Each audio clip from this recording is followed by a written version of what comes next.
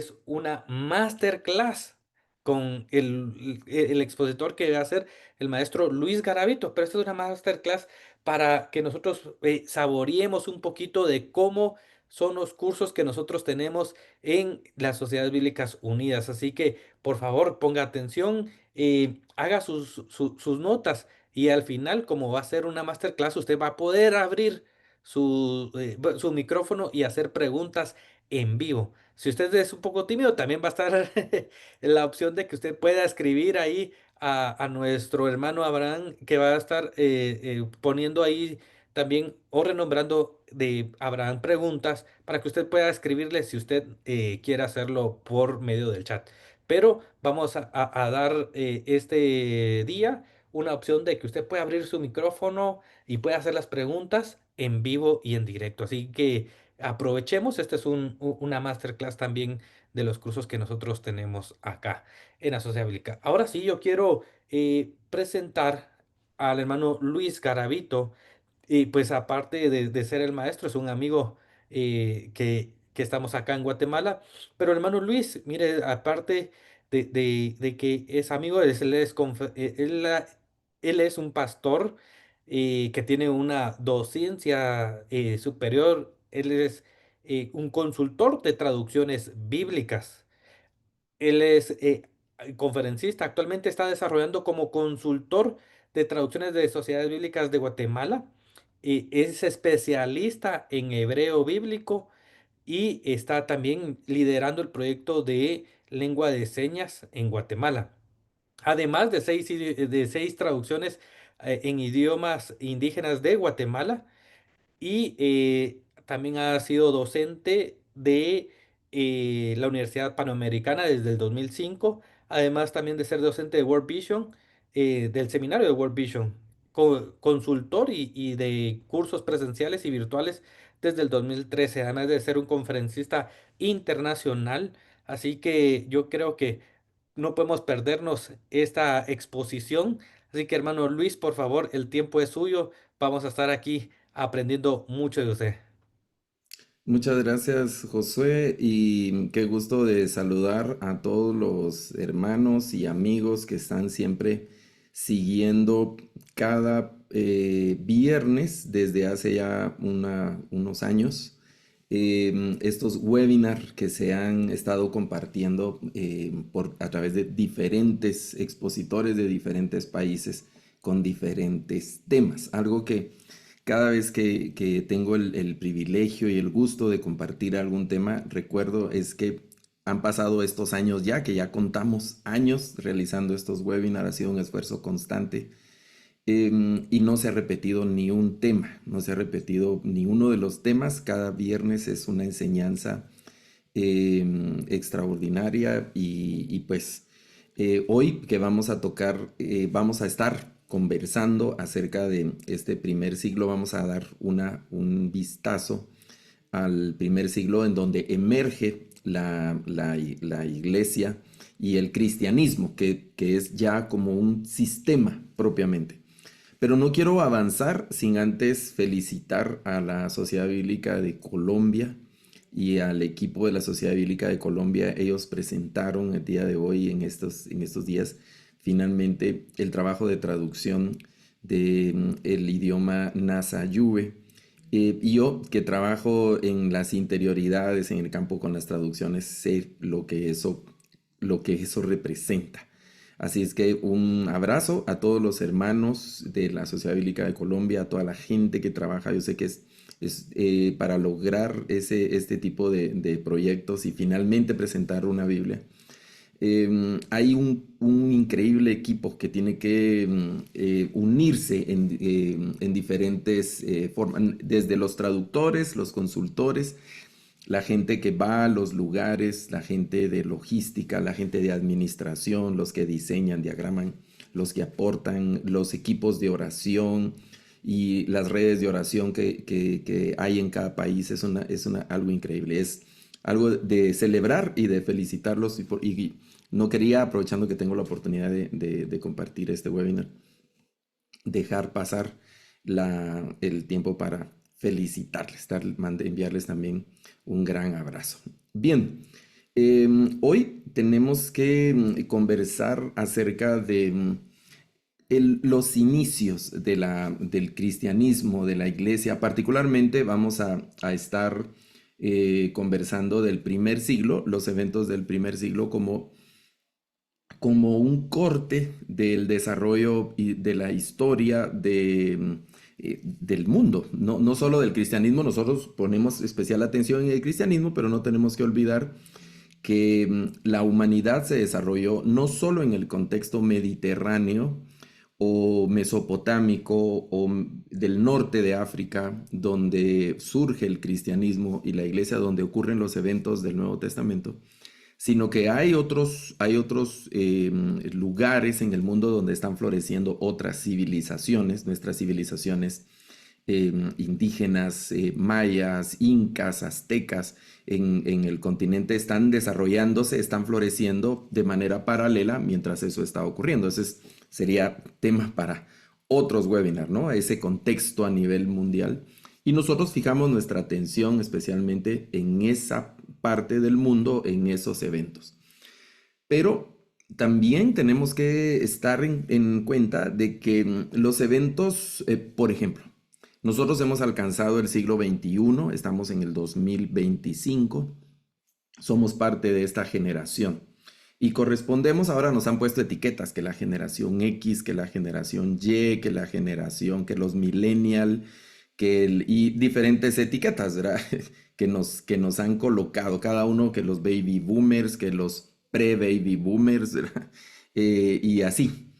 Pero cada generación corresponde a un mundo que termina siendo el resultado de los eventos previos.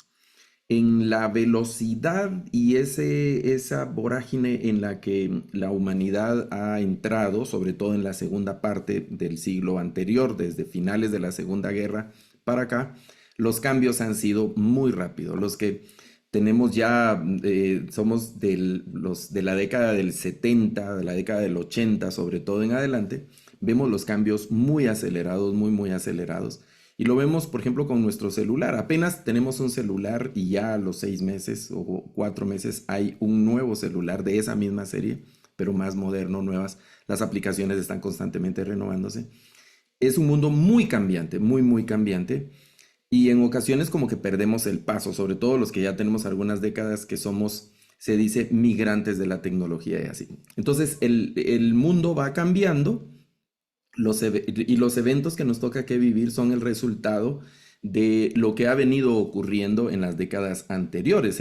Los conflictos que vemos actualmente alrededor del mundo son el resultado de décadas anteriores de tensión, de decisiones y así. Entonces, el primer siglo que nosotros vemos en donde florece el cristianismo, donde surge el evento de Cristo, que ese es el que tenemos que marcar como el evento más relevante del primer siglo, es el evento de nuestro Señor Jesucristo, la encarnación, el milagro y a la misma vez el misterio de la encarnación de Cristo y luego el surgimiento de la iglesia a partir de la predicación del Evangelio.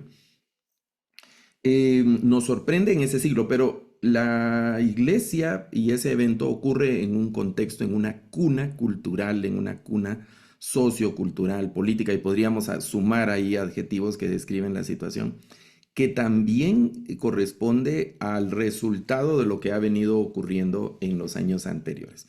Y para tener una mejor comprensión de ese primer siglo, habrá que escarbar, habrá que investigar desde el ocaso del imperio persa, pasando por todo el imperio griego y todo el andamiaje, la infraestructura, esa estructura no visible que quedan en las sociedades como aporte de la cultura griega alrededor del mundo, con las tensiones y las convulsiones que hubieron principalmente en el área que nos interesa a nosotros, mediterránea, el área de Israel, el norte de África, entre las secciones de los Ptolomeos y los Seleucidas, con esos vestigios que fueron quedando del imperio griego, para dar paso posteriormente a quienes son los actores de fondo, el telón de fondo que encontramos en el Nuevo Testamento, que es el imperio romano.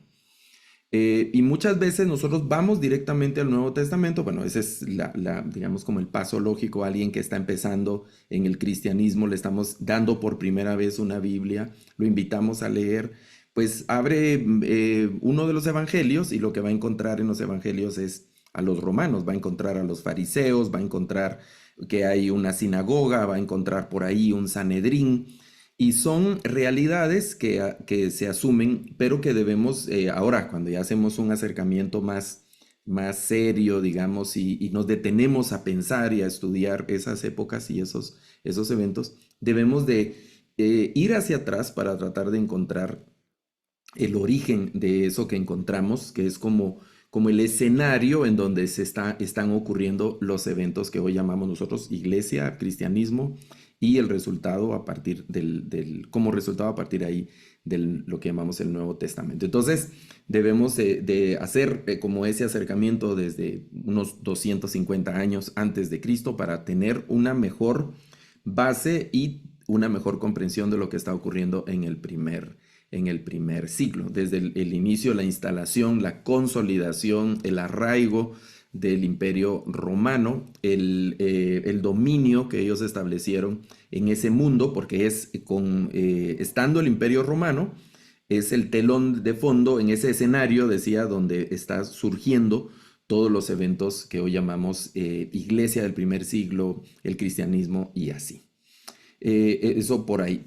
Luego podemos hacer un acercamiento hacia el área de Israel, de lo que está ocurriendo propiamente ahí, partiendo desde el evento de Cristo, con toda la parte del anunciamiento del evento de Cristo, y lo que da lugar a esa expectativa que se había instalado ya hacía una buena cantidad de años antes con el anuncio de un Mesías que iba a venir. Por eso nosotros vemos en el Nuevo Testamento, en los evangelios, que la gente le pregunta a Juan si es el Mesías que esperaban, la gente le pregunta a Jesús que es el Mesías que esperaban, y luego Gamaliel en el libro de los Hechos, cuando pide que no se metan con los apóstoles, les recuerda que hubo un tal Teudas y que hubo otro que se había como propuesto, la gente tenía alguna expectativa de cierto mesianazgo de esos personajes, porque se estaba creando una expectativa que iba creciendo la atención y que no se logra solucionar con el evento de Cristo, porque para mucha gente Jesucristo fue un charlatán. Hay quienes siguen diciendo, manteniendo eso, sobre todo las personas que no creen en la resurrección de Cristo. Y que fue pues un gran maestro, que fue una especie de profeta como los profetas del Antiguo Testamento, que terminó siendo martirizado por el sistema, por la religiosidad y otras cosas, pero hasta ahí, no como el Redentor, no como el Hijo de Dios, no como el Verbo encarnado, luego que resucita y que está en el trono de gloria y que ha procurado la redención de la humanidad.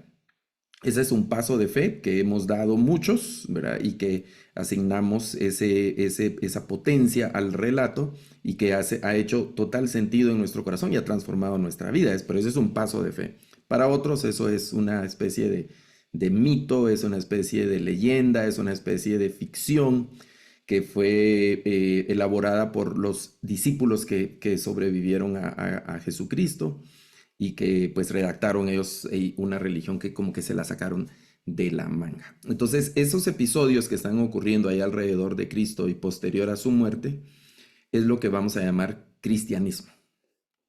Eh, Sobre todo ya cuando la iglesia está en función en los líderes y sale del contexto de Israel, de las fronteras de Israel o de Palestina.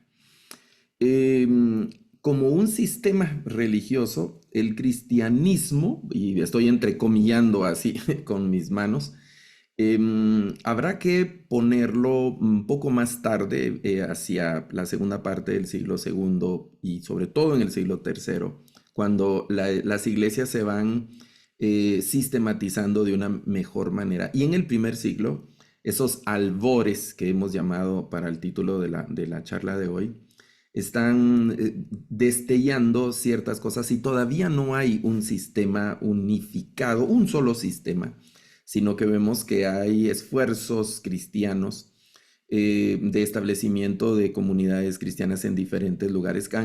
Aunque en el Nuevo Testamento vemos ya algunos encuentros de organización y de hacer como una especie de planificación, asignación de territorios o por lo menos de segmentos que se van a evangelizar o a trabajar, si podemos usar ese término, cuando vemos que hay un pacto entre Pedro y Pablo, por ejemplo, que uno va a evangelizar y a hablarle a los de la nación de Israel y otro se va a dirigir hacia los gentiles en esa especie de organización. Pero no podemos llamar todavía a eso como un sistema religioso ya como tal, como ocurre hacia finales del siglo segundo y sobre todo en el siglo tercero, donde ya hay una organización, hay una jerarquización macro que está tratando de establecer los procesos, la liturgia, el gobierno, la administración de bienes y así, ¿verdad? Toda esa parte. En el primer siglo lo que vemos es el surgimiento de pequeñas congregaciones, pequeños grupos de creyentes que inicialmente se reúnen en casas, que se reúnen en hogares. Recordamos nosotros el relato del libro de los Hechos, donde los apóstoles, sobre todo Pablo, que sale a las ciudades en los viajes misioneros, va por las sinagogas y al tener la oposición toma esa decisión que cambió su ministerio totalmente, ¿no? Fue un giro muy drástico, muy dramático también, el hecho de irse directamente a los gentiles, de manera ya intencional. La primera estrategia de los apóstoles era ir con su gente a las sinagogas los días sábados, pero luego vemos que al encontrar esa oposición, el apóstol Pablo declara, bueno, ahora vamos a los gentiles. Y esa decisión es una decisión que marca para siempre el ministerio del apóstol Pablo. Y vemos ahí la gracia del Señor de alguna manera también, ¿no? Pensemos qué hubiera pasado. Esos qué hubiera pasado, ¿no? Yo he sido maestro de niños también alguna vez, hace años en mi juventud, en las escuelitas bíblicas de vacaciones. Y con las edades ya mayores, los prejuveniles y los adolescentes, por ahí alguien preguntaba, ¿qué hubiera pasado si Adán y Eva no hubieran pecado en el huerto del Edén? ¿Verdad? Bueno, ahí es un escenario que a veces ni siquiera podemos imaginar todo eso, ¿no? Bueno, no hubiera pecado, no hubiera diablo, no sé, algo supongo que respondí en esos años, ¿no? Y no sabría qué responder ahora otra vez. Pero eso es qué hubiera pasado si Pablo sigue predicando en las sinagogas, si insiste solamente en las sinagogas y no hay predicación a los gentiles. Bueno, yo creo que Dios hubiera intervenido, así como hizo en el caso de Cornelio, cuando tiene que forzar a Pedro para que vaya a Cornelio, que es un romano y que tenía él como un discipulado ahí en casa. Había gente a la que Cornelio estaba influyendo en relación a la fe y el Señor lleva a Pedro, pero ha tenido que trabajar con él para que pueda asumir esa relación con los gentiles, ¿no? Y llega Pedro todavía un poco reacio al envío del Señor, a la convocatoria del Señor. Y ahí ve frente a sus ojos, de manera tan tangible, ahí objetiva, él es un testigo presencial de cómo el Espíritu Santo se derrama en gentiles y que no hay un trato especial para el pueblo judío y que no hay diferencia, ¿no? Y esos eventos fueron desencadenando lo que surge, vemos, sobre todo en las cartas en el primer siglo, con el establecimiento de estas pequeñas congregaciones en distintas localidades gentiles, en todo el Mediterráneo, en la parte de Mesopotamia, en la parte más hacia el norte de lo que es el Ponto, Galacia y esas provincias a las que sobre todo Pedro menciona en su primera carta. Se forman estas primeras congregaciones. Aún no tenemos relatos de la construcción de templos en ese primer siglo, sino que tenemos el relato de grupos ahora cristianos que se reúnen en casas, como Filemón, como lo que ocurría en Éfeso, en la casa de Jasón se reunían algunos, en la casa de personas que servían, que tenían algún espacio o algo y que iniciaban ahí en sus casas. El escenario no era un escenario propiamente que podríamos llamar como propicio. De hecho, el cristianismo en general en la historia los principales repuntes y los hitos del cristianismo los vemos en los tiempos de mayor persecución. Cuando ha recrudecido la persecución, el cristianismo, lo que ha demostrado en la historia, en lugar de menguar, es que lo que ha ocurrido es que han habido migraciones, pero finalmente lo que ocurre es que el cristianismo tiene un repunte cuando ha habido persecución. Cuando ha habido, y eso lo dice la historia, ¿no? No lo estoy inventando yo, lo quiero, o que sea una percepción mía, sino que la historia lo que ha demostrado es que cuando el cristianismo ha tenido las mejores condiciones, se ha acomodado y entonces se ha corrompido. Y ese es el desafío nuestro hoy en nuestros países en los que tenemos libertad de culto, libertad de religión, libertad de asociación, podemos tener una expresión pública de nuestra fe, etcétera, con las limitaciones del derecho de las otras personas, por supuesto. En la mayoría de las constituciones políticas de los países latinoamericanos está así textualmente ese derecho.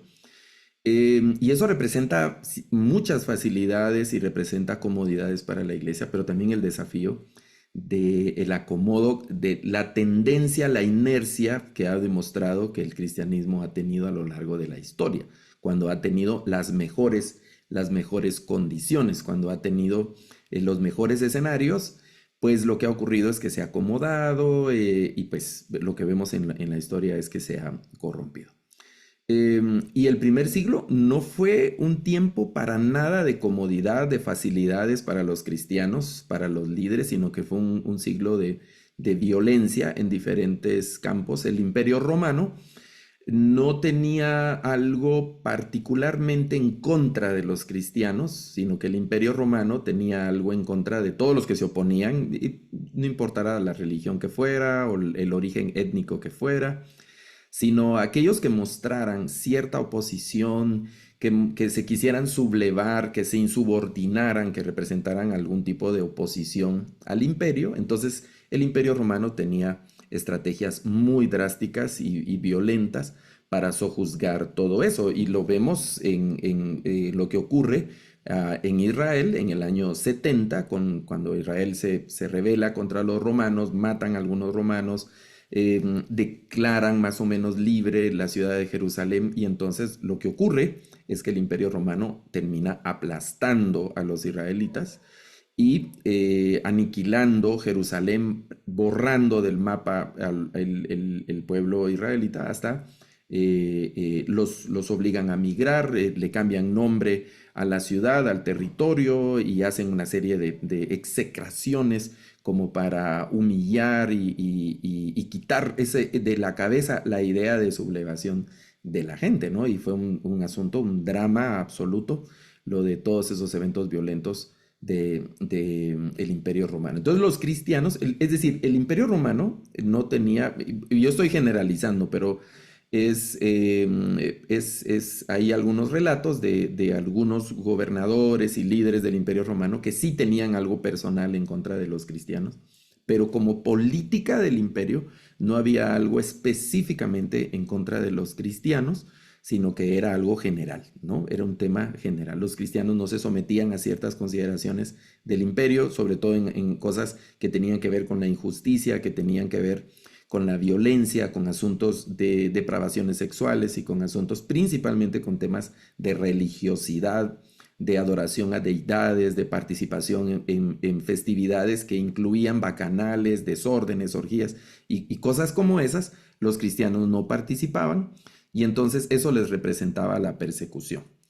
Eh, pero si, digamos, en un escenario posible de que los cristianos se hubieran alineado a todos esos requerimientos, hubieran sido cristianos alineados a los requerimientos generales del Imperio Romano, pues no hubiesen tenido problemas. Yo estoy imaginando ahora el escenario de Daniel con aquellos tres muchachos que no se postraron ante la imagen. La Biblia, en el relato de Daniel, son tres únicamente los que no se postran en la imagen, pero sabemos que no eran los únicos judíos que estaban, o los únicos israelitas que estaban ahí, sino que habían probablemente cientos de israelitas que con tal de conservar el cuello, pues se postraron ante la imagen.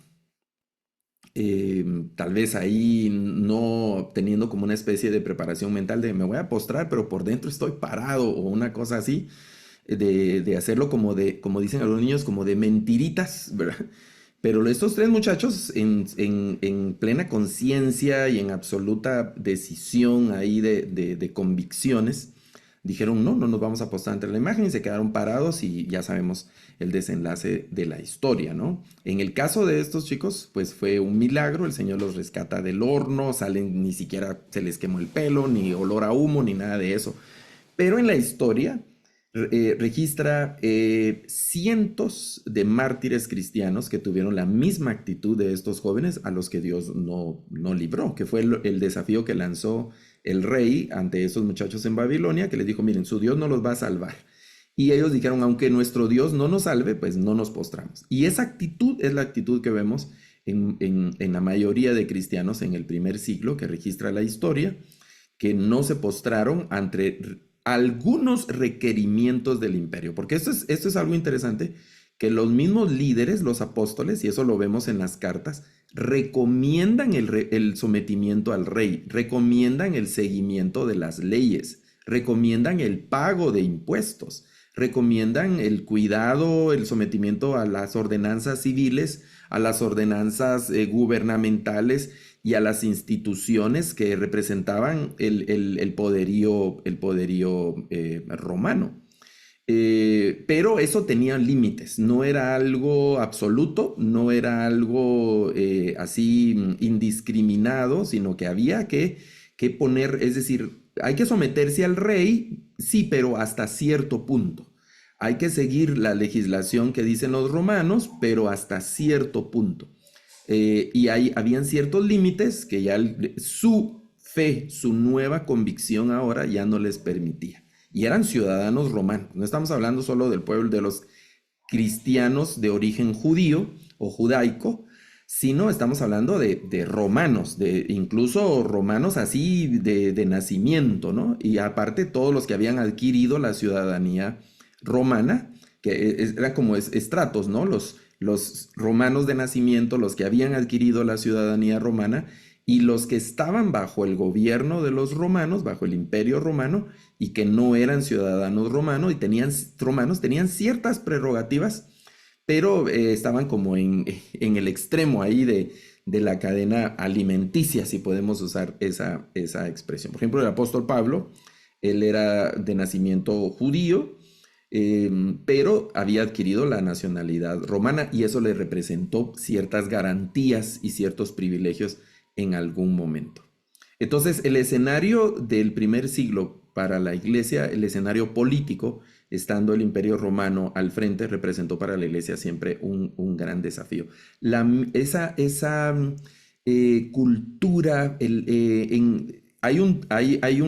algo que están respirando todos en ese primer siglo es esa cultura aún helénica de la filosofía griega con los aportes del imperio romano, más la cultura propia, autóctona de cada pueblo, le dio a ese primer siglo un matiz muy, muy interesante y algo que sobresale es cómo la iglesia, cómo esa nueva fe, esa nueva predicación, ese nuevo estilo de vida, ese cristianismo que vamos a llamar, lo vamos a traer como una especie de anacronismo del término al primer siglo, ese cristianismo se adapta a cada una de estos escenarios y encontramos comunidades cristianas en el norte de África, donde había un contexto sociocultural muy particular, y encontramos comunidades cristianas en lo que hoy es Turquía, que se llamaba Asia antes, y ese es un contexto también diferente,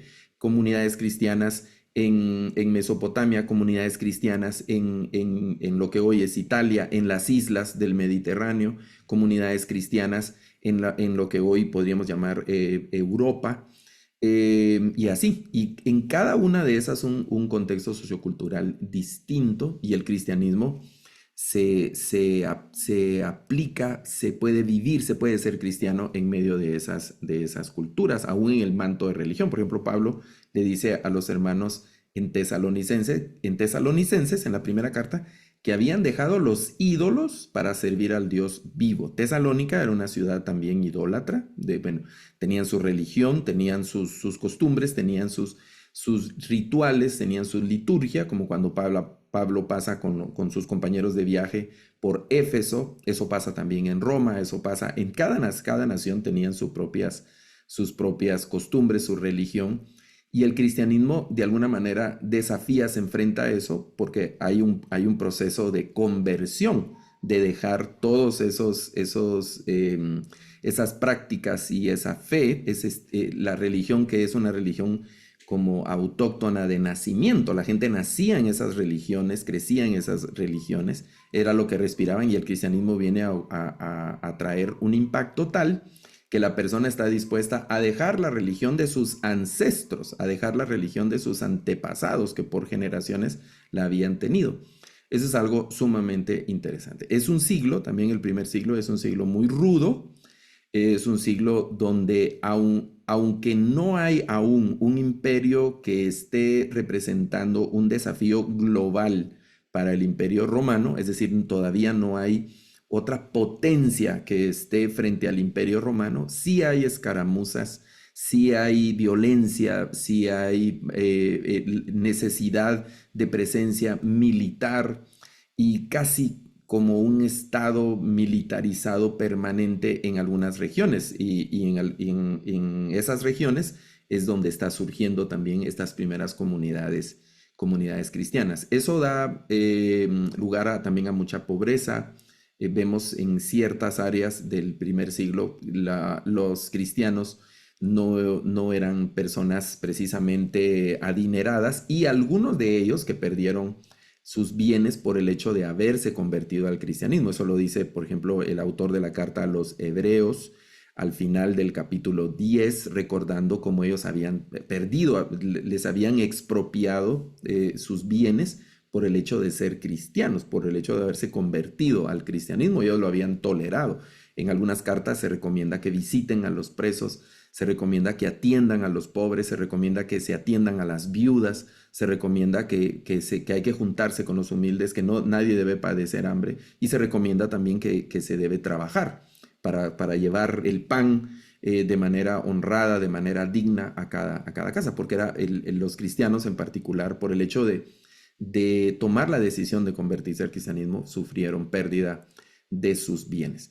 Y algo muy, muy interesante que estoy dejando aquí al final es el hecho de estos albores de la iglesia, que es algo que me ha sorprendido en el estudio de este tema. Es que lo que encontramos es una iglesia que yo me voy a atrever a decir ahora que es una iglesia sin Biblia, sobre todo la iglesia gentil, que es una iglesia que está sin Biblia, ¿no? Porque los cristianos de origen judío tenían la Torá, tenían el Tanakh, que leían en sus sinagogas, y desde niños sabían lo que hoy conocemos como ese ceremonial del Bar Mitzvah o el Bat Mitzvah, y esos ceremoniales de iniciación, de discipulado sobre todo para los varones. Y ese estudio de la ley, memorizar pasajes de los Salmos, memorizar pasajes del Deuteronomio o de algunos profetas, era una costumbre en el pueblo de Israel. Pero recordemos que eso no era una costumbre de todos los gentiles. Entonces, cuando surge la iglesia gentil, ellos no tienen escrituras. Pablo cita las escrituras en escenarios donde hay cristianos, no cristianos, sino donde hay judíos que conocen algunas escrituras. Pero luego no cita escrituras en cartas donde la iglesia es eminentemente gentil, sino que se les tiene que enseñar. Y algo interesante que dice el libro de los Hechos es que hay una frase, ¿no?, que a veces hemos pasado desapercibida. La iglesia perseveraba no en las enseñanzas de las escrituras, porque eso va surgiendo ya hacia finales del primer siglo, donde algunas congregaciones tienen ya un par de décadas y han tenido ya un recorrido de discipulado, y han tenido ya el trabajo de los líderes, de sus maestros. Pero inicialmente la iglesia perseveraba en la doctrina de los apóstoles, que era eminentemente oral, que era esa interpretación. No tenían escritos, no tenían las cartas del Nuevo Testamento, no tenían lo que hoy nosotros llamamos Nuevo Testamento. En general no habían evangelios más que las tradiciones orales, lo que se narraba de boca en boca de ciertos testimonios y a mí me ha gustado imaginar ciertos escenarios. Se reunía un grupo y por ejemplo llegaba una hermana, está la hermana ahí fulanita, entonces le vamos a pedir que ella nos cuente porque ella es hija de una señora que anduvo con Jesús o que estuvo en la multiplicación de los panes. Entonces esta muchacha dice, sí, mi mamá me contaba que, o una ancianita, ¿no? Que estuvo, vio cuando salió Lázaro, ay, a mí me estaba dando algo, cuando sale Lázaro, pues, si hubiera sido latina, ¿verdad? Sí, sí, cuando salió Lázaro de ahí de la tumba y contando de manera, dando su testimonio de los eventos que ella tuvo de manera presencial, habiendo seguido a Cristo, y los evangelistas tomando nota de algunas de esas cosas, sobre todo Lucas, que redacta su evangelio a partir de una investigación testimonial y de las escrituras de las que él tuvo acceso en algún momento, ¿no? Lo que es, digamos, en alguno de los cursos del diplomado en Nuevo Testamento se habla de la teoría sinóptica y de las posibles fuentes de redacción que tuvieron los evangelistas y cómo se cruzan las fuentes, sobre todo en los evangelios que se llaman sinópticos, o la elaboración de Juan o el trabajo que hace Lucas con su evangelio. Entonces es una iglesia que inicialmente es una iglesia sin Biblia, que principalmente está basada en la predicación de los apóstoles y posteriormente ya hacia la segunda parte del primer siglo em- empiezan a circular las cartas apostólicas que surgen de la necesidad pastoral, que surgen de la necesidad del discipulado, para alinear ciertas cosas, ese intercambio de preguntas y respuestas a través de la correspondencia. Hay algo interesante a final del capítulo 4 de Colosenses, cuando Pablo pide que su carta que le ha enviado a la iglesia de Colosas, ahora la intercambien con la carta de la iglesia que Pablo envió a la Odisea. Es decir, Pablo, si seguimos esa lógica, Pablo redactó dos cartas, una la envió a la iglesia de Colosas y otra carta distinta la envió a la iglesia de la Odisea. Y eran cartas diferentes, probablemente con temáticas diferentes. Digo probablemente porque no tenemos en el Nuevo Testamento la carta a la Odisea. Algunos piensan que es la carta a los Efesios. Es una idea y un pensamiento que tienen algunos en una investigación, pero es como una propuesta nada más. No tenemos esa carta de la Odisea. Y lo que Pablo pide es que las intercambien, ¿no? Es decir, por lo menos la carta a los Colosenses y la carta a la Odisea podían ser intercambiadas. Parece ser que no tocaban aspectos, y uno lee Colosenses, ¿no? Y solo hacia el final Pablo hace algunas referencias personales.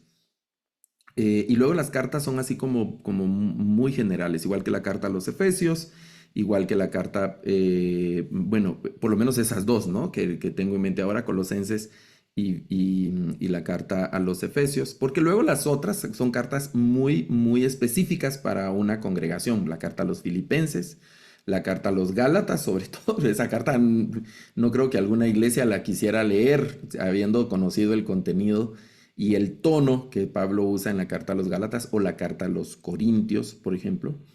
Y luego vemos ya en la segunda parte del primer siglo que circulan estos escritos, que es algo que vemos que está ocurriendo al principio del segundo siglo, ya en una era posterior a los apóstoles, cuando empiezan a hacer colecciones de cartas y empieza a surgir lo que se ha llamado el Corpus Paulino, y luego los eventos como el Canon de Marción y otras cosas que se están haciendo colecciones de los escritos que estaban circulando hacia finales del primer siglo. Es decir, inicialmente la iglesia y los cristianos su fe estaba siendo nutrida a partir de lo que enseñaban los apóstoles. Es probable que algunas iglesias gentiles tuvieran acceso a escrituras como la Septuaginta, y menos probable que tuvieran acceso a escrituras en hebreo,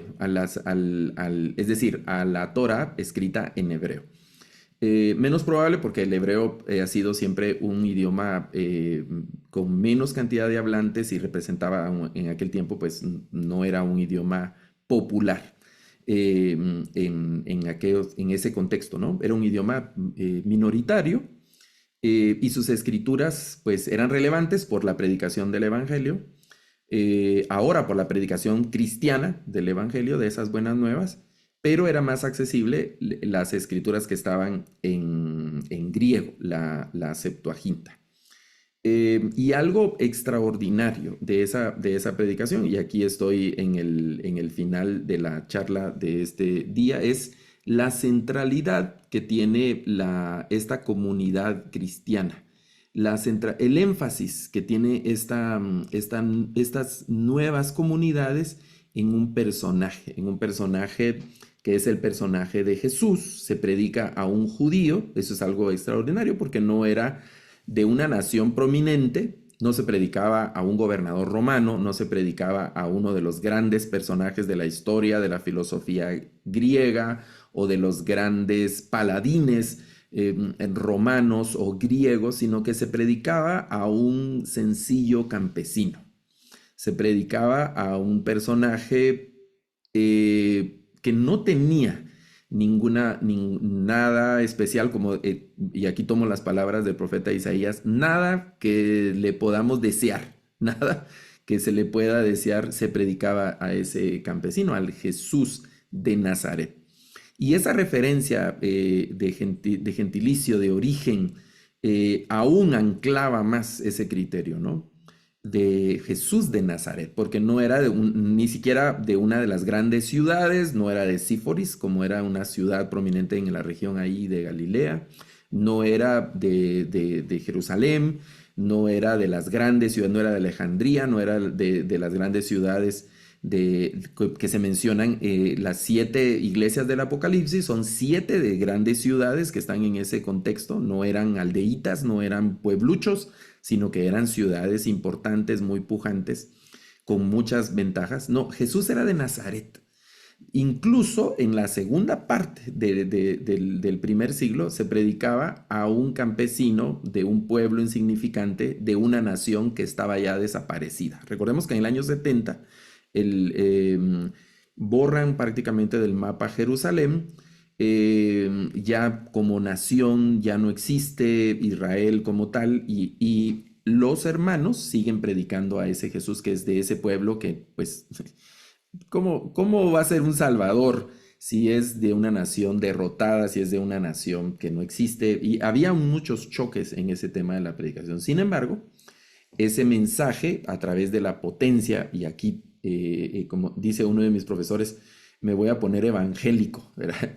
Ese mensaje transformador de fe, esa potencia del Espíritu Santo a través de como dice Pablo en una de sus cartas, de la locura de la predicación, fue transformando vidas, y esa transformación de vidas hizo que el mensaje prevaleciera luego de haber muerto sus líderes. No solo muere el fundador de esa fe, el que se predica, ese Cristo es un Cristo que ha muerto y se predica la resurrección. Ya, si usted ha leído el libro de los Hechos, sabe la reacción que tiene la gente, los filósofos, cuando se predica de la resurrección. Le dicen a Pablo que está loco, que las muchas letras lo tienen ahí chiflado, y en el Areópago Pablo le dicen que en otro día lo van a oír, que no tienen ganas ahorita de oír locuras, porque Pablo habla de la resurrección. Y luego en la iglesia de Corinto, Corinto que era una ciudad muy interesante, a los corintos Pablo dice esa sentencia que a nosotros hoy pues es un fundamento de fe. Si Cristo no hubiera resucitado, vana sería nuestra fe. Entonces se predica la resurrección de Cristo, y eso es interesante porque ese mensaje sigue siendo válido, no por lo que dice una persona, sino en el mensaje en sí mismo, porque hacia finales del primer siglo ya no queda vivo ninguno de los líderes iniciales de la iglesia. Ya no están los apóstoles, ya no está Pablo, ya no está esa gente que fueron testigos presenciales de los milagros, de la predicación de Cristo, de los apóstoles. Ya no están esos 120 que estuvieron en el Pentecostés, sino que ahora es una nueva generación de cristianos, es una nueva generación de líderes, pero el mensaje sigue con la misma potencia hasta el día de hoy. Hasta el día de hoy. Que el cristianismo como sistema religioso tenga muchas cosas que desear, y que nos deje ahí con un poco de pena y que haya tenido conflictos, esa es una cosa, y otra cosa es la predicación del evangelio. No debemos confundir la predicación del evangelio o el evangelio de Cristo con el cristianismo. Y yo me he animado a decir en algunas ocasiones que no debemos confundir la iglesia de Cristo con el cristianismo. Y hasta me he atrevido a decir que se puede ser cristiano sin formar parte de la iglesia de Cristo, como cristiano, como de costumbre, como adoptar ciertas costumbres hasta de ir a la iglesia los domingos y una serie de cosas, pero no tengo la experiencia con el Redentor que transforma las vidas, lo que Pablo habla del nuevo nacimiento, que fue que ha sido lo que realmente ha potenciado la fe y esa predicación a lo largo de los siglos, no solo en el primer siglo, que son como los cimientos. Algunos autores dicen de la iglesia del primer siglo, la llaman la iglesia niña. Y cuando uno compara ciertas cosas de la iglesia del siglo XXI con la iglesia del primer siglo, han pasado 20 siglos, pues yo creo que los niños y quienes andamos en pañales somos los que estamos actualmente por acá. Y la primera iglesia ha sido una iglesia que estableció los fundamentos. El apóstol Pablo dice, yo puse el fundamento, ahora mire cada uno, que cada uno mire cómo va a construir encima de eso. Entonces, este primer siglo es un primer siglo donde la iglesia está tomando un lugar dentro de las sociedades, está tomando un nombre. Ya no se puede obviar el fenómeno social de la iglesia, ya no se puede obviar la presencia cultural de la iglesia y los impactos que la iglesia tiene. Y luego, si tomamos una vista así general del segundo siglo y del tercer siglo, lo que vamos a encontrar es ese arraigo de la iglesia. Ya en el segundo siglo surgen los padres de la iglesia como una siguiente generación de líderes que van dando forma. Y en el tercer siglo, que la iglesia se organiza de una manera distinta y que toma un nuevo vuelo a partir de la traducción de la Vulgata Latina y otras cosas, ¿no? Entonces, este es un primer siglo que están pasando muchas cosas donde están haciendo la iglesia, donde se fundan los focos del cristianismo que van a dar luz en los siguientes siglos y que el cristianismo va a arraigar a partir de ellos y que van a ser las columnas que sostienen el cristianismo en estos primeros siglos, ¿no? Y a lo largo de la historia pasa a otros contextos geográficos. Luego, siglos más adelante que se descubre América, el cristianismo pasa a América y arraigado en diferentes formas en nuestras distintas naciones. Bueno, yo me voy a quedar por acá y vamos a dar espacio ahora a algunos comentarios y preguntas que nos van a ayudar aquí algunos hermanos de las sociedades bíblicas para poder intercambiarlos. Muchas gracias, profesor Luis. Gracias realmente por este panorama cultural y contextual, ¿no? Grecorromano que en cierta forma ha abierto paso al cristianismo y prácticamente al Nuevo Testamento. Así que surgen muchos pensamientos, muchas interrogantes. Así que les invitamos a que ustedes puedan formular sus preguntas. Vamos a tener un tiempo de preguntas a micrófono abierto, así que esperemos que lo disfruten. Y aquellos que de repente son un poco tímidos y no quieren hablar, también escriban en el chat para poder responder sus inquietudes. Mientras tanto, permítanme presentarme. Soy Leticia Vicente, coordinadora académica de las Sociedades Bíblicas Unidas. Y como organización nosotros brindamos diplomados a nivel internacional. Así que permítanme presentarles este diplomado. En total son 2 diplomados que vamos a iniciar el día sábado 9 de agosto y uno de ellos es el diplomado de Nuevo Testamento, que justamente le estoy compartiendo mi pantalla, y el siguiente diplomado es en Consejería y Orientación Familiar. Ese diplomado, empezaré por el Nuevo Testamento, es un esfuerzo conjunto de diversas sociedades bíblicas que hemos puesto al alcance de las personas estudios bíblicos de alto nivel académico, con docentes preparados, biblistas, teólogos y traductores que estarán en la parte de las enseñanzas. Este diplomado se desarrolla todos los sábados. Repito la fecha, empezamos el siguiente sábado 9 y los horarios de ese diplomado son, si estás en Centroamérica, el horario es de 8 de la mañana hasta las 12 del mediodía. Si estás en Ecuador, Colombia, Perú, estudiamos de 9 hasta la 1. Si estás en Chile, en Cuba, en Venezuela, el horario es de 10 a 2 de la tarde. Y si estás en Uruguay, Paraguay, Argentina, el horario es de 11 de la mañana hasta las 3 de la tarde. Así que tienes esos horarios. Dentro de la malla curricular desarrollamos 6 módulos. Estos módulos son Evangelios de Marcos y Mateo, enseñado por el profesor Wilton Sánchez de Colombia. El siguiente módulo es Obra Lucana, Lucas y Hechos por Lady Cifuentes, también de Colombia. Literatura apócrifa y otros cánones. Este es un curso muy interesante, muy fascinante, que nos enseña o que nos permite tener información histórica acerca del texto o de las circunstancias, ¿no?, que han rodeado el texto bíblico y que nos ayudan también en nuestro acercamiento bíblico. Este curso va a ser enseñado por la profesora Santa González de México. El siguiente curso es Introducción a la Literatura y Corpus Paulino. Dos docentes son los que enseñan este curso, el profesor Alberto Sánchez de Perú y Wenceslao Restrepo de Colombia.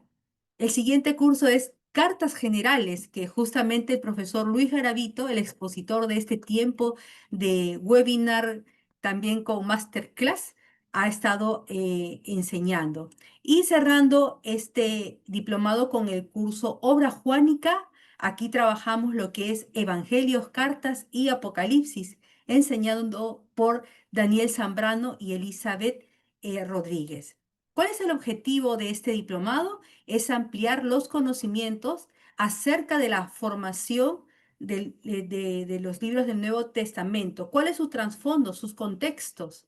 ¿No? Pero también cuál es ese mensaje pertinente según su bloque literario que nos ayudan a aplicar a las diversas problemáticas y situaciones actuales, ¿no? Entonces, les invitamos a que ustedes puedan participar de este diplomado y también permítanme presentarles también la información del siguiente diplomado, que es en consejería y orientación familiar. Dicho sea de paso, el día de mañana tenemos un masterclass, así que ustedes también pueden pedir información. Mi compañero Ronald estará poniendo los contactos de los WhatsApps ahí en el chat del Zoom para que ustedes puedan pedir información a las diversas sociedades bíblicas. Igual este diplomado empieza el 9 de agosto, tiene un tiempo de duración de 4 meses y aquí van a adquirir herramientas y habilidades necesarias para poder guiar a las familias en la resolución de conflictos, para fortalecer sus vínculos y mejorar su comunicación. Aquí vas a poder desarrollar tu capacidad de escucha activa, empatía e intervención en situaciones complejas y te vamos a brindar un programa completo, tanto lo que es aspectos teóricos, prácticos y también experiencias terapéuticas y trabajos grupales. Aquí se hacen en tiempo real estudios de caso. Trabajamos 6 materias. Dentro de las materias o cursos que desarrollamos es la familia como sistema, el curso de relaciones intrafamiliares, psicología del niño, psicología del adolescente y joven, atención pastoral al trauma y crisis y resolución de la violencia familiar.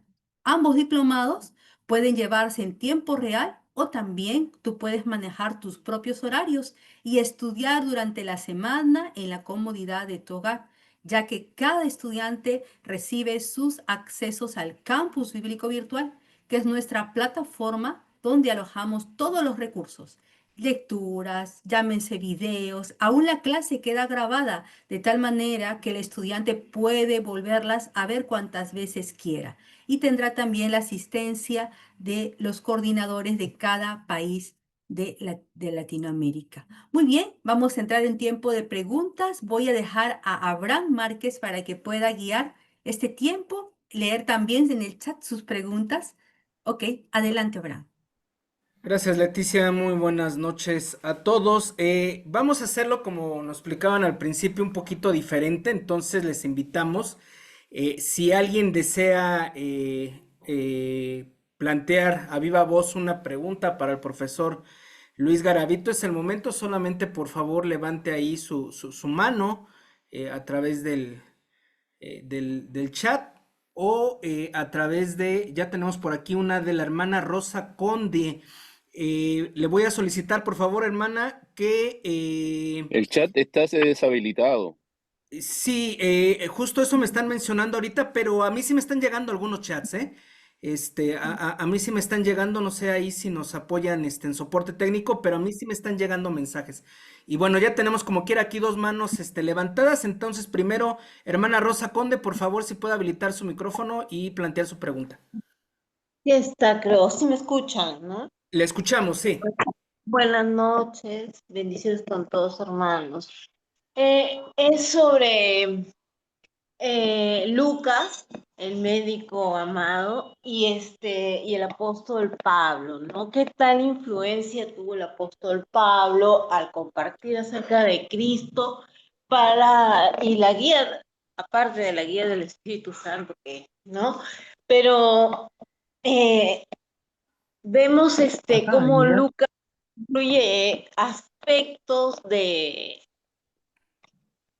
propios de su profesión, ¿no? Habla acerca de las sanidades que Cristo hacía y cómo también influye la profesión de Lucas para que pueda llegar a ser historiador, porque muchos lo nombran que él hace un relato cronológico, si se podría decir. Vale. Bueno, yo creo que en el caso de Lucas hay algunos estudios en relación a la presencia de los autores, el porcentaje de la presencia de los autores en el Nuevo Testamento. Eso se divide el material del que no se tiene dudas de redacción de diferentes autores. Las cartas paulinas, por ejemplo, que se han reconocido tradicionalmente como de autoría de Pablo, aunque algunos todavía tienen algunas dudas que no se han podido como corroborar, sino hay algunas tesis que ponen en duda, por ejemplo, la autoría de Pablo de Efesios o de otras cartas. Sin embargo, pues esos son como, no han sido suficientes como para descartar la autoría de Pablo de estas cartas. Vamos a asignar a Pablo desde Romanos hasta Filemón. No podemos asignarle Hebreos a Pablo porque no hay certeza de la autoría de Pablo en Hebreos. A eso hay que sumarle la presencia de Pablo, por ejemplo, en la redacción de Lucas, del libro de los Hechos. Pablo termina dominando la historia del libro de los Hechos al final de los últimos capítulos. Casi la mitad del libro de los Hechos está dedicada a seguir el ministerio del apóstol Pablo bajo la pluma de Lucas, que en algunos casos él redacta en primera persona los eventos, dando lugar a que nosotros consideremos de que él fue compañero de Pablo en múltiples viajes y estuvo también acompañando a Pablo en múltiples de los eventos que sufrió el apóstol Pablo. Lucas también los pasó, y en otros casos él los redacta en tercera persona como una especie de escrito, una crónica posteriori de los eventos. En el caso del Evangelio, algunas personas se han atrevido a postular que es el Evangelio de Pablo a través de Lucas. A mí se me hace una declaración muy osada, pero que no la podemos descartar totalmente, ¿no? Esa cercanía de Lucas y de Pablo abre una puerta a que consideremos cierta influencia de Pablo en el Evangelio. Obviamente Lucas es una persona con una preparación académica distinta a otros autores, y eso le permite otras habilidades para tener una redacción, vamos a decir, que difiere de los otros, ¿no? La redacción de Lucas en asuntos técnicos difiere a la redacción de Marcos, difiere a la redacción de Mateo, que era otra persona también con ciertas capacidades profesionales, la redacción de Mateo, y los perfiles también de los autores, ¿no? Lucas no es judío, escribe una historia en la que tiene que reunir pruebas, tiene que reunir testimoniales para poder escribir. Él lo dice, ¿no? Cuando se dirige también a un tal Teófilo, que no tenemos tampoco certeza de quién es ese Teófilo, pero tiene que ser una persona a la que Lucas respetaba, es una persona, es una especie que tiene una dignidad que Lucas respeta por la manera en la que se dirige a él. Y pareciera una carta personal, ¿no? Algunos hablan de cierta pseudonomía ahí de Teófilo. Es una forma como cuando Juan habla de la dama, de la señora, dice Juan en una de sus cartas, y que eso fuera como una especie de referencia metafórica a la iglesia. Algunos han creído que ese tal Teófilo es como un personaje ficticio de Lucas, como para dirigir sus escritos a una generalización de personas, y que no es un personaje real el Teófilo. Bueno, y ahí se dicen distintas cosas porque en realidad no hay certeza de quién sea Teófilo. Sin embargo, así inicia Lucas. Ahora, en el interno del Evangelio, pues hay diferentes matices, ¿no?, que se dan en los evangelios. Cada uno, aunque se habla de Lucas pertenece a esa clasificación de evangelios sinópticos, sí narra los milagros de Cristo. Hay muchos milagros de Cristo que están narrados en Lucas con un matiz distinto, ¿no? Vamos a decir, con una especie de sabor diferente. Los evangelios no se contradicen, los evangelios se complementan. Y es una tarea textual de poder armonizar los evangelios, incluso en relatos donde pareciera que hay algún tipo de contradicción. Recordemos que los evangelistas son testigos de un mismo evento, pero desde diferentes ángulos, y particularmente en el caso de Lucas, que él construye su evangelio desde testimoniales orales, con la consulta a posibles fuentes escritas a las que haya tenido acceso, ¿verdad? Entonces, muchos de estos detalles se entran ya así con mayor minuciosidad en algunas de las clases que se ven en este diplomado que se está promocionando Leti, sobre todo en la parte de la obra lucana, los evangelios sinópticos y cosas como esas, ¿verdad? Gracias a Listo. la... Hermano Bruno Candia fue la segunda persona en levantar ahí la mano. Adelante, hermano, se puede activar, por favor, su micrófono y plantear su pregunta. Hola, buenas noches, hermanos, profesor. Mi pregunta sería respecto a la citación que se hace al libro de Enoc en la carta de Judas. ¿Cómo podríamos considerar en ese tiempo, cómo veían los cristianos el libro de Enoc? Porque ahí vemos en Judas, que está antes de Apocalipsis, que hay una citación por ahí que se hace, creo que en el versículo 14, si bien no me equivoco. ¿Cómo veían o cómo consideraban ellos el libro de Enoc, que nosotros no tenemos en el canon de nuestra Biblia? ¿Cómo lo veían ellos, cómo lo tenían considerado? Y eso, ¿qué se puede decir al respecto Ok, a bueno, esa citación? los Gracias. autores del Nuevo Testamento tienen un abanico de fuentes que citan. Entre ellos, estos libros que tanto el judaísmo como posteriormente el cristianismo consideraron apócrifos. Recordemos que se citan distintas fuentes. En el caso del apóstol Pablo, uno que es muy llamativo es el filósofo griego que cita Pablo en la carta a Tito.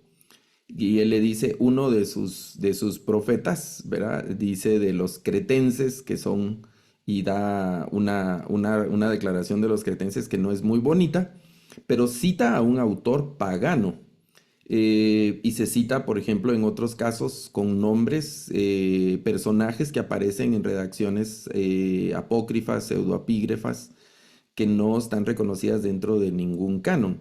Como fuentes, el hecho de que las hayan citado como fuentes no da lugar a que, y de hecho no hay más evidencia de eso, de que para la iglesia hayan sido un libro relevante. Recordemos que Enoc pertenece a el conjunto de literatura apocalíptica que surge en el periodo intertestamentario. Por eso vuelvo al inicio de la charla de hoy, de que para entender, digamos, ahondar en el entendimiento del primer siglo, debemos retroceder al periodo intertestamentario, en mi opinión, unos 250 años como mínimo. Lo mejor es, ya en un estudio extendido, es conectar los testamentos, entendiendo todos los eventos del periodo intertestamentario. Ahora que menciona el libro de Enoc, no solo el libro de Enoc, sino el conjunto de la literatura apocalíptica. El libro de Enoc ha surgido, ha tomado relevancia precisamente por la cita de Judas. Y como a mí me corresponde, me ha correspondido en el diplomado enseñar las cartas generales, y ahí pasamos por Judas y por Pedro también, que hace citas de algunas referencias apócrifas. El hecho de que se cite alguno de estos, y no solo Enoc, sino que se citan otros textos que son apocalípticos, no se le asigna algún tipo de autoridad, sino que son solo referencias, ¿no? Que sin darles cierta sacralidad, y no como autorizar el libro en su totalidad. Es una cita que utilizan los autores y que sirve en ese contexto. Y la cita de Judas no avala digamos, una especie de asignación de autoridad o de canonicidad al libro de Enoc. De hecho, no se cita el libro de Enoc como tal, sino se cita a Enoc como un personaje y no a el libro de Enoc. Y obviamente la cita aparece en este texto, que es un texto apócrifo, que hay que entenderlo. El libro como tal, fuera de la cita de Judas, hay que entender el libro en el contexto del conjunto de la literatura apocalíptica que corresponde al periodo intertestamentario. Ya sabemos que el libro de Enoc es un libro pseudoepígrafo de principio a fin. No es Enoc el que se menciona antes del diluvio, sino que es un autor muchos siglos después, que corresponde al periodo intertestamentario. Entonces hay que entender el libro de Enoc en el contexto de la literatura apocalíptica, y no hay un registro que avale que sea como evidencia de que la iglesia usó en adelante el libro de Enoc como uno de sus libros canónicos. Solo es una referencia de Judas. Recordemos que Judas es un autor judaico, y él, como autor judaico, sí ha tenido contacto con esta literatura. Una de las características de la literatura apocalíptica es la expectativa mesiánica. La literatura apocalíptica es la lucha entre el bien y el mal, pelea ahí de ángeles contra demonios, y hay un paladín que siempre vence. Y entonces esa es una de las características, ¿no? La derrota final de todos los pecadores, y con símbolos muy dramáticos y esas cosas. Y entonces los judíos de esos siglos antes de Cristo, y sobre todo en esos últimos 100 años antes de Cristo, la literatura apocalíptica tuvo un auge muy, muy fuerte, y eso permeó el pensamiento de las personas. Insisto, Judas, como un autor judaico, tuvo contacto, o tuvo que haber tenido contacto, no sería nada raro que haya tenido contacto con la literatura apocalíptica. Eso era lo que hablaba la gente en la calle, en las plazas, en el día a día, aunque probablemente no lo leyeran en la sinagoga, ¿verdad? No leían a Enoc en las sinagogas, pero la gente conocía el contenido de esos textos, ¿no? Tanto el libro de Enoc como otros libros, ¿no? Que forman el conjunto de los libros deuterocanónicos, no solo deuterocanónicos, sino los libros apócrifos del judaísmo.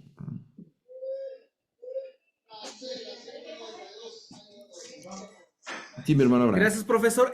Voy a tratar de unir dos preguntas que tengo en el chat. Una está en el chat general, y otra me la hicieron llegar directamente, y que creo que tiene que ver con este tema de la historicidad, tanto de Jesús como en general del Nuevo Testamento, incluso de la veracidad, ¿no? La confiabilidad. Se ve en el chat general a un hermano que le pregunta, perdón, sobre evidencias, ¿no? Algún templo, algún panteón en Jerusalén, en algún lugar de la región, que diera pie a entender cómo se practicaba la religión. Y más o menos en esa línea tengo otra pregunta, donde apunta también hacia la historicidad desde la perspectiva de Jesús, y el hecho del por qué, si él era un maestro, no deja nada escrito, y en consecuencia qué seguridad existe de que los geógrafos del Nuevo Testamento puedan mantener de manera fidedigna sus enseñanzas. Bueno, el estudio, o cómo quiero plantearlo, la cuestión, tesis de la historicidad de Cristo ha surgido desde más o menos, viene una discusión desde el siglo XVII, por ahí, cuando se ha planteado esa dupla de sentencias entre el Jesús histórico y el Cristo de la fe, de una perspectiva histórica. Lo que nosotros podemos asegurar, y aquí obviamente no solo es un tema de fe, sino es un asunto de comprobación histórica. La secuencia que hay a lo largo de los siglos de citas que van dando lugar a la existencia de ciertos personajes de los que hoy pues no tenemos fotografías o algo porque no había esa tecnología en ese tiempo. ¿Cómo sabemos de la existencia, si fue real la existencia de Sócrates o la existencia de Platón? ¿O cómo sabemos, los que conocen de estos personajes, ¿no? ¿Cómo sabemos de la existencia de Anaximandro, de esos grandes filósofos presocráticos, de los cosmogónicos? ¿Cómo sabemos de la existencia de esos filósofos? ¿Cómo sabemos de la existencia de otros personajes, de otras culturas, de los mismos emperadores de otros pueblos, ¿no? Lo sabemos a través del registro histórico de las personas que relataron los eventos a lo largo de ese tiempo. Lo mismo ocurre con Jesús, ¿no? Pues yo, la verdad, no tengo una respuesta para el planteamiento de por qué Jesús no escribió. Saben que yo antes decía, cuando esté en el cielo le voy a preguntar, pero he renunciado a esos intentos. Yo cuando ya esté en el cielo yo no voy a preguntar nada. Y si me permiten usar esas categorías, ¿verdad? Y menos voy a estar contestando nada, ¿verdad? Así que allá en el cielo, por favor, no voy a estar buscando, está el hermano Luis, le vamos a preguntar. Creo que van a ser otras realidades, ¿verdad? Perdone mi pensamiento muy infantil. Pero para esa pregunta no tengo respuesta de por qué Jesús no escribió. Sabemos que sí escribió, pero en la tierra, nada más. Y ni siquiera sabemos qué escribió, ¿verdad? Yo he oído evangelistas que dicen que escribió la paga del pecado es muerte. No sé cómo lo supieron ellos, ¿verdad? Pero así han dicho que ha escrito. No sé por qué Jesús no escribió. En realidad no tengo una respuesta. Se me ocurren varias cosas, pero no creo que sea adecuado decirlas. No creo que sea una opinión válida o que valga la pena exteriorizarlas. Lo que sí sabemos es que gente muy cercana a él escribió, la gente que estuvo con él, que caminó con él, que durmió con él, que comió con él, que lo vio llorar, que lo vio sudar, que lo vio sangrar y que luego lo vio resucitar.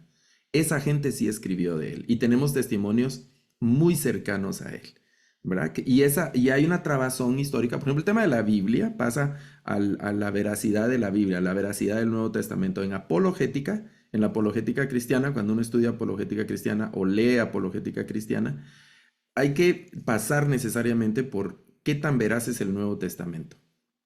No tenemos, el manuscrito más antiguo que tenemos es el papiro P58, que está más o menos el año 150 y algo, ya después de Cristo. Es un pedacito así de uno de los evangelios, pero ese es el más antiguo que tenemos. Estamos hablando de más de 100 años después de Cristo, como un testigo concreto, así objetivo, que lo podríamos tocar.